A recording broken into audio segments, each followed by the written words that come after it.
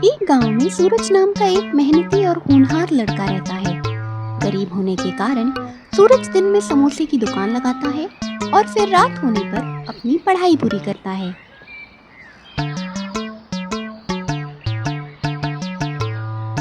ठंड के दिन चल रहे होते हैं। सूरज की माँ की तबीयत कुछ खराब होती है, फिर भी समोसे बनाने में वो सूरज की मदद करती है।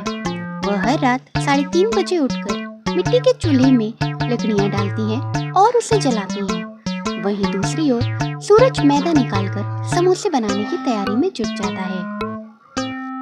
बेटा, आज ठंड ज्यादा है, समोसे गर्म होने चाहिए, तभी लोग रुक पाएंगे। हाँ माँ, मैं जानता हूँ। आप आराम से बैठिए, मैंने आलू उबाल दिए हैं, अब सब काम आराम से हो जाएगा। समोसे बनाते वक्त सूरज के कपड़े कुछ मैले से हो जाते हैं, उन पर तेल के धब्बे लग जाते हैं और वो चिपचिपाने लगते हैं। मगर सूरज बिना किसी चीज की चिंता किए अपना ठेला तैयार करता है और उसे खींचकर मेन रोड पर ले आता है। सूरज के समोसे के ठेले के पीछे सेठ धनी राम का बड़ा सा रेस्टोरेंट था। वो रोज वहाँ आते, अपनी कार से उतरते और सूरज को खरी खोटी सुनाते। गरम गरम समोसे की खुशबू हवा में फैलने लगती है। सूरज के ठेले के पास कुछ ही मिनटों में मजदूर, रिक्शा वाले और कई अन्य ग्राहक आकर खड़े हो जाते हैं। तभी सेठ धनी राम अपना रुमाल नाक पर रखकर आता है और सूरज को कहता है, अरे छोटू, ये गंदगी हटा यहाँ से। मेरे रेस्टोरेंट के ग्राहक तेरे इस समोसे की बू से भाग रहे हैं। हटा इसे यहाँ से अभी के अभी। अरे साहब, क्यों मजाक करते हैं? ये बू नहीं, गरीब की मेहनत की खुशबू है। एक रात जब सूरज और उसकी माँ समोसे बनाने की तैयारी कर रहे होते हैं, तभी अचानक आसमान काला हो जाता है और हवा जोर जोर से चलने लगती है। कुछ ही देर में बारिश इतनी तेज आती है कि ठेले की छत, जो कि पुराने तिरपाल से बनी होती है, वो फट जाती है। सूरज अपनी किताबों को बचाने के लिए उन्हें एक खाली डिब्बे में ठूंस देता है।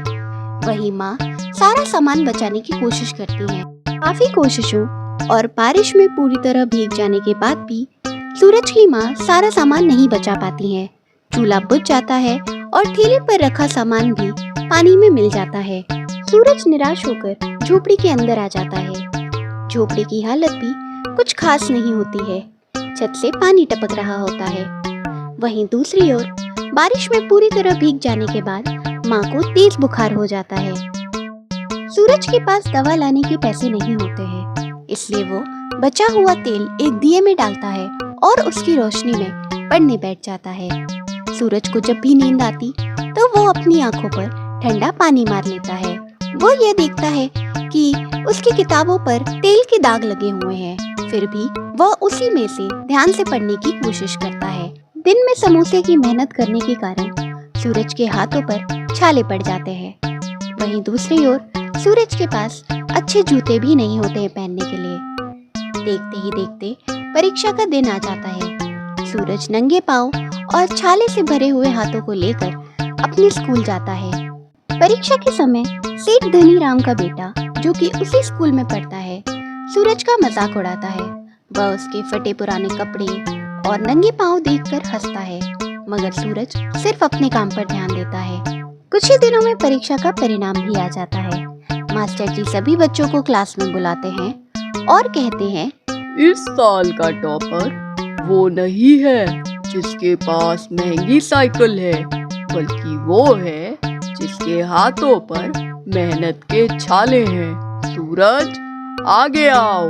सूरज अपनी मेहनत से परीक्षा में अव्वल नंबर से पास होता है। अब वह अपने ठेले को भी एक छोटी सी पक्की दुकान में बदल देता है।